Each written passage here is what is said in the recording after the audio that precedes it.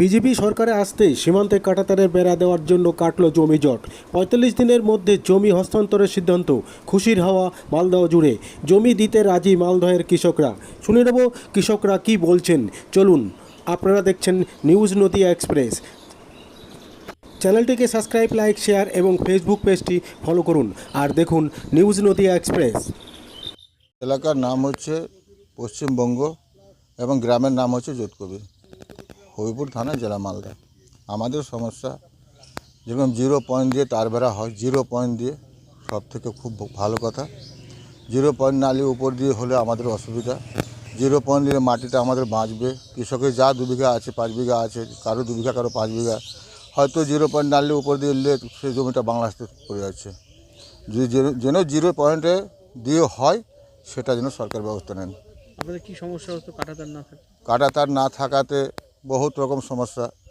কাঁটাতার হতে গেলে আমরা সুখে থাকতে পারবো, এবং ধরেন যে বাংলাদেশিরা আসতে পারবে না, সমস্যা আমাদের হবে না।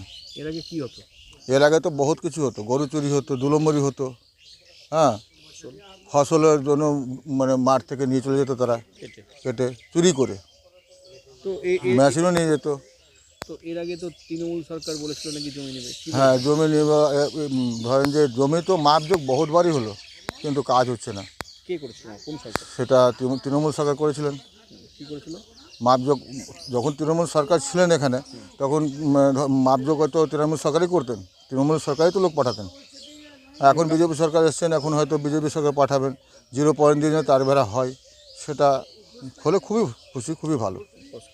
বলুন, এর আগে সরকার কি করেছিল?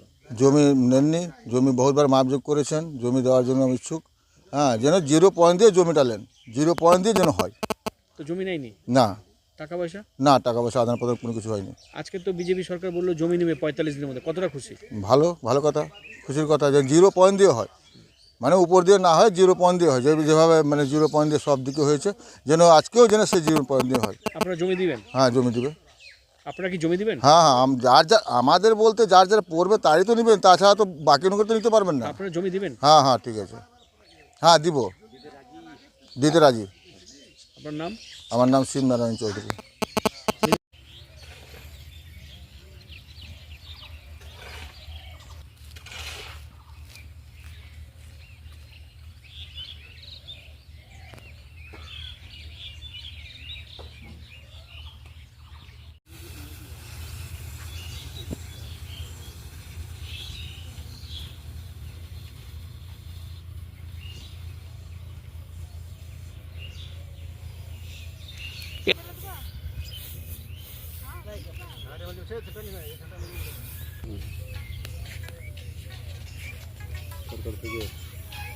বলছি এদিকের গুলো পেমেন্ট হয়ে আছে।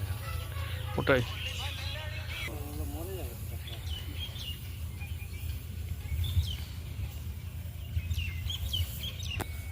ধানের দাম বলতে পারবো।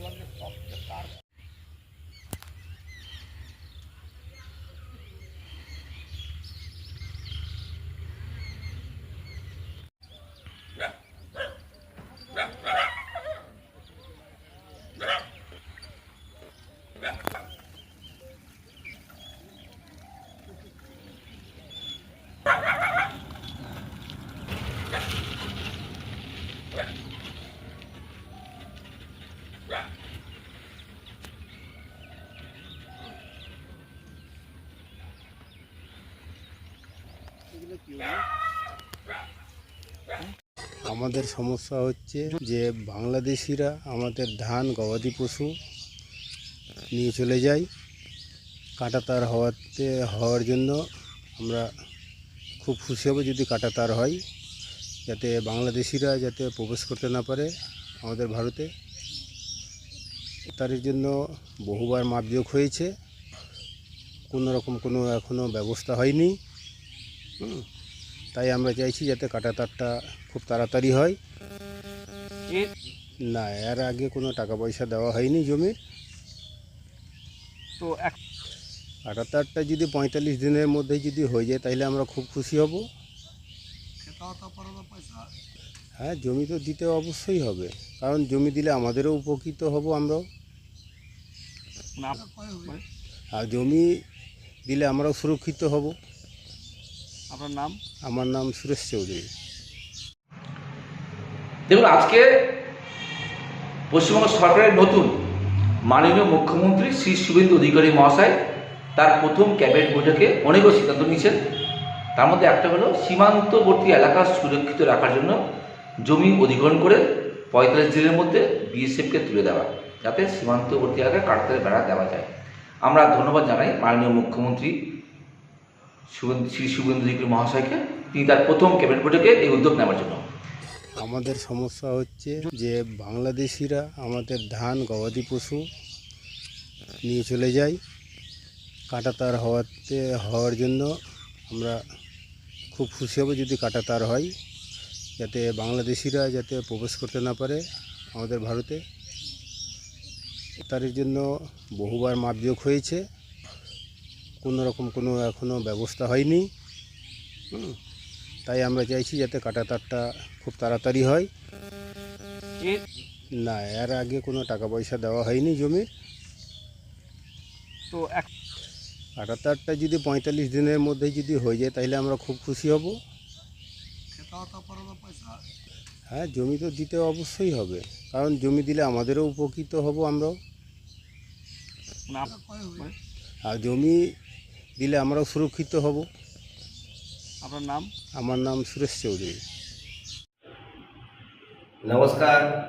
বারবার আমরা আমাদের বর্ডারের সমস্যা নিয়ে আমরা আন্দোলন করেছি। যারা অনুপ্রবেশকারীরা আমাদের ভারতে আসার জন্যে তারা হু করে আসছিল, আর তার জন্য আমরা অনুপ্রবেশকারী বন্ধ হওয়ার জন্যে আমরা বারবার কাঁটাতারের জন্য আন্দোলন করেছি। সমস্ত জায়গায় আমরা আন্দোলন করেছি। আমরা টিএমসি সরকারকে বলেছিলাম যে এটা তার ঘেরা করতে হবে, ফিনিশিং করতে হবে, বিএসএফদেরকে জায়গা দিতে হবে। কিন্তু এতবার আন্দোলন করার পরও, স্বরাষ্ট্রমন্ত্রী বলার পরও, প্রধানমন্ত্রী বলার পরও আজকে তারা করতে পারেনি। হ্যাঁ, তখন টাকা দেওয়া হয়েছিল, তখন যাদের যাদের জমিকে মাপজোক করা হয়েছিল, কিন্তু এক শ্রেণীর মানুষকে যখন টাকা দেওয়া হয় আর এক শ্রেণীর মানুষ তখন টাকা পায় না। কারণ কিভাবে যাদের জমিটা আছে, যাদের রেকর্ড সম্পত্তি আছে, তারা টাকা পাচ্ছে, আর যাদের পাট্টা রেকর্ড আছে তারা টাকা পাচ্ছে না। এই হবিবপুর ব্লকের মধ্যে দিয়ে এই ভোট চলাকালীন অবধি যখন আমরা লড়াই করি, আন্দোলন করি, আর আন্দোলন করার পর আমরা বলেছি যে সমস্ত যারা আজকে যাদের বর্ডার ডেভেলপমেন্ট করার জন্যে যে আজকে আমাদের যে অধিগ্রহণ করার জন্য রেডি ছিল, তারা যে জমি দিচ্ছে, তারা কেন টাকা পাবে না? এই যে প্রতিবাদ, এই প্রতিবাদ অনেক প্রতিবাদ করেছি হবিবপুর ব্লকের মধ্যে, আর তাদেরকে টাকা দিতে হবে, আর টাকা না দিলে আমরা ছাড়ব না, সেই আন্দোলন করব। আর এরকম করে আন্দোলন করার পর তাদেরকে কিছু লোককে টাকা দেওয়া হয়েছে, আর অনেক লোককে টাকা দেওয়া হয়নি। কিন্তু এইখানে অনেক জায়গায় আমাদের জমি অধিগ্রহণ করা হয়নি। আমাদের সরকার সম্মানীয় যিনি মুখ্যমন্ত্রী হয়েছেন শুভেন্দু অধিকারী মহোদয়, তিনি সাথে সাথে ঘোষণা করে দিয়েছেন, তিনি বলেছেন যে না, 45 দিনের মধ্যে জমি অধিগ্রহণ করে বিএসএফের হাতে তুলে দিতে হবে, কিন্তু সমস্ত জায়গায় ফেন্সিং হবে। আর তার জন্য আমি সরকারকে, ভারতীয় জনতা পার্টির সরকারকে আমার পক্ষ থেকে অনেক অনেক ধন্যবাদ, নমস্কার জানাই। তার সাথে সাথে আমাদের যিনি মুখ্যমন্ত্রী সম্মানীয় শুভেন্দু অধিকারী মহোদয়, আমি আমার পক্ষ থেকে অনেক অনেক কৃতজ্ঞতা, নমস্কার জানাই। যেভাবে আমাদের বর্ডারের মানুষের জন্য কাজ করেছেন, তার জন্য আমি বারবার ধন্যবাদ জানাবো। নমস্কার।